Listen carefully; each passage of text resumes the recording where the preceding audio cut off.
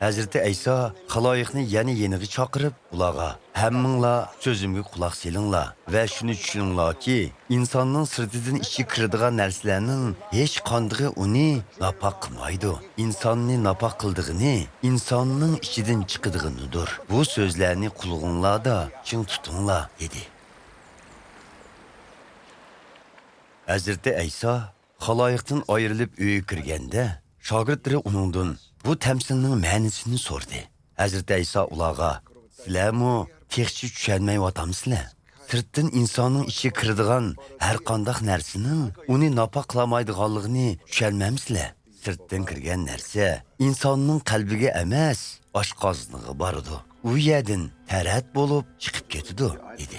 Hazreti İsa bu so'zlar orqali yemekliklarning hammasining halol ekanligini bildirgan edi. Hazreti İsa sözünü davomlashtirib mundaq dedi: "İnsonni napoq qildig'ini insonning ishidan chiqadig'idir.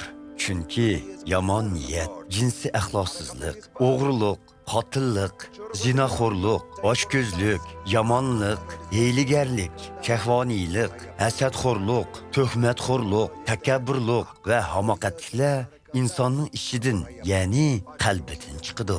Bu yomonliklarning hammasi insonning ishidan chiqib, insonni napoq qiladi."